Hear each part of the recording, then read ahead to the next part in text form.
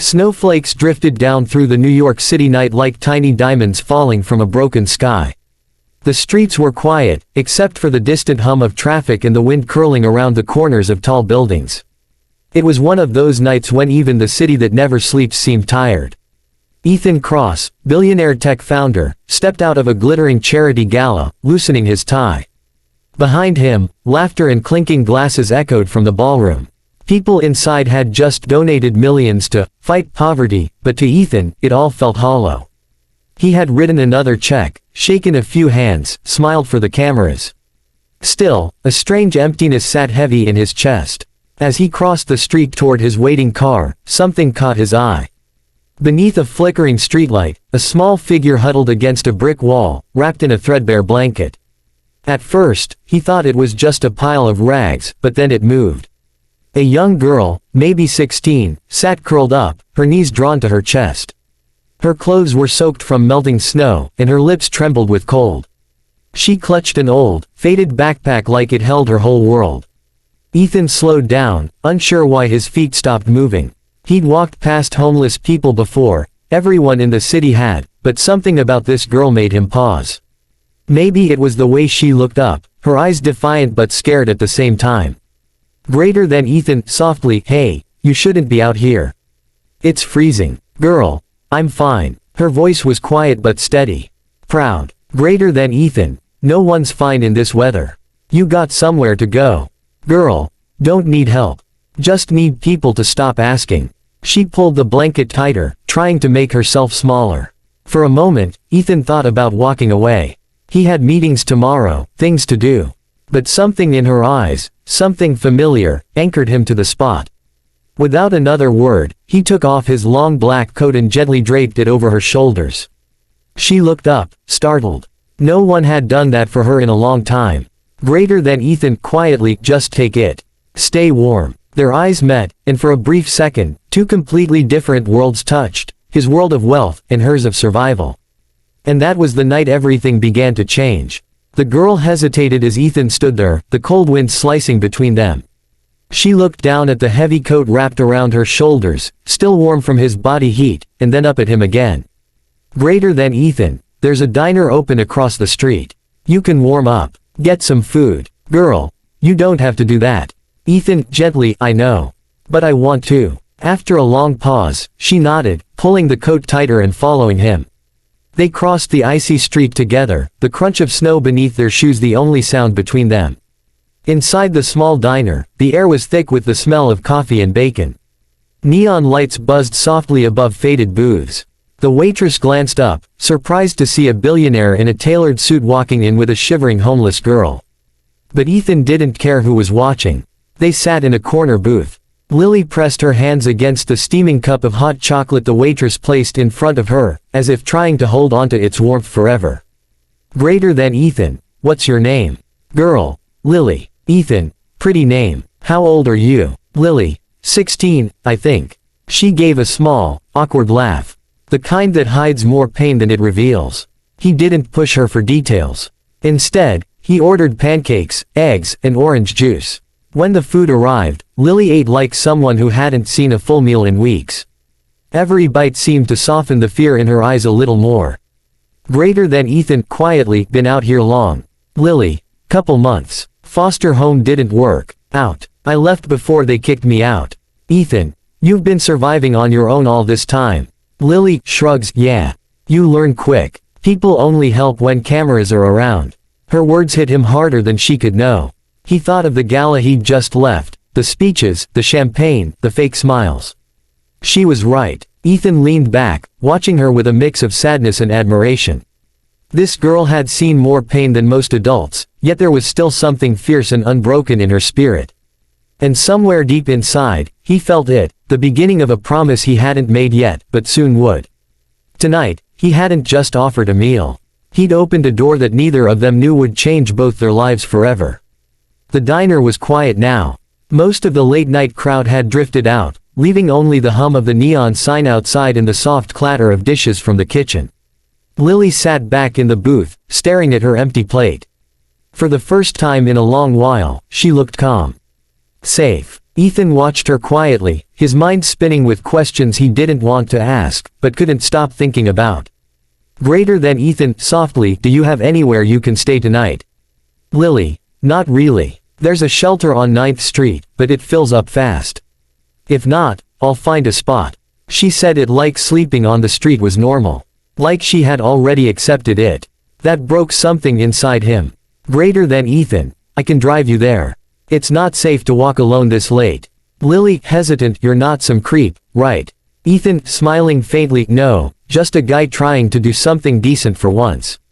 She studied him for a moment, then nodded. When they stepped outside, the snow had turned to a light drizzle, washing the city in a silvery glow. Ethan opened the car door, and for a second, Lily froze, staring at the expensive black sedan. It didn't fit her world. Greater than Lily, half smiling, nice car. You always feed random strangers in the middle of the night. Ethan, only the ones who make me forget about meetings and money. She laughed quietly and climbed in. As they drove through the sleeping city, Lily reached into her backpack and pulled out a small, torn photograph. The edges were frayed, the colors faded. She held it carefully, like something sacred. Greater than Lily, this is my mom. She died when I was 10. Ethan glanced at the photo.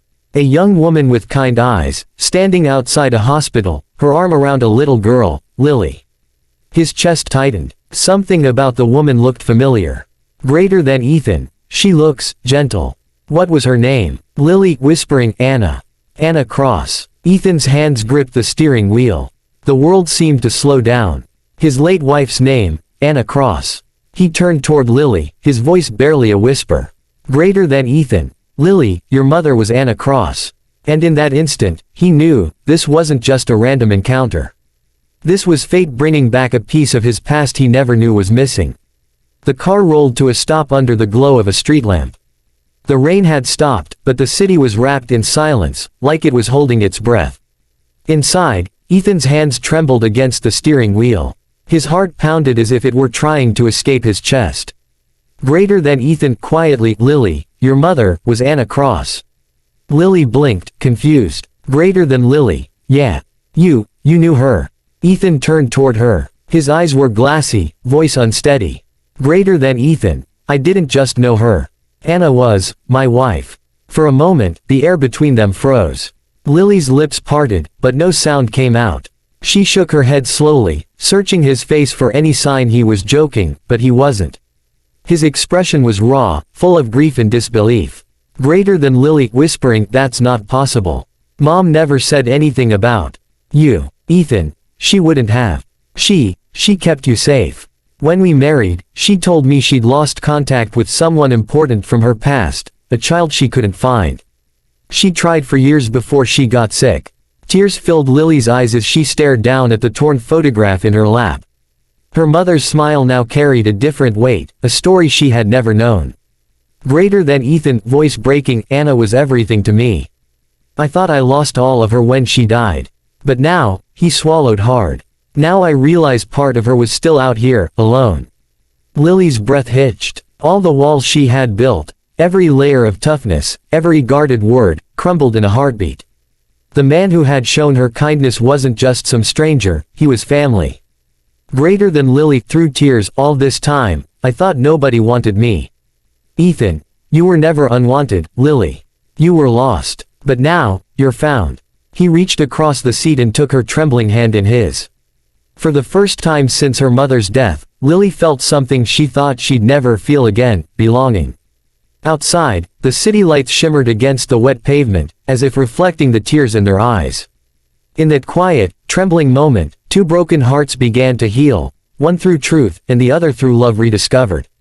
Morning sunlight poured through the wide windows of a cozy kitchen overlooking Central Park. The city outside was waking up, joggers passing by, dogs barking, the smell of fresh coffee filling the air. Inside, the sound of quiet laughter echoed between two people who had once been strangers. Lily sat at the breakfast table in one of Ethan's oversized sweaters, her hair brushed, her cheeks glowing with color again. A stack of pancakes sat in front of her, dripping with maple syrup. She looked around, still amazed by the warmth of the home that, just days ago, had seemed like another world. Greater than Lily, softly, you really didn't have to do all this. Ethan, smiling, I didn't have to. I wanted to. He sat across from her, a quiet peace in his eyes that hadn't been there for years. The mansion felt less like an empty building now, and more like a home.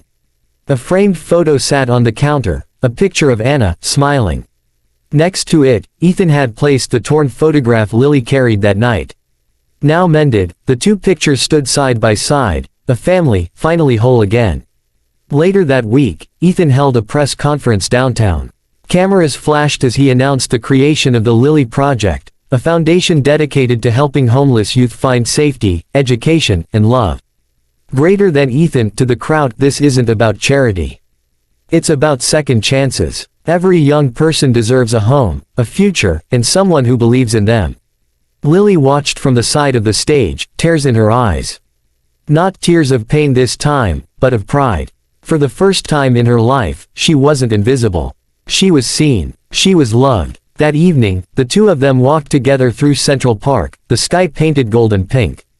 Greater than Lily, do you think Mom would be proud? Ethan, smiling, I know she would.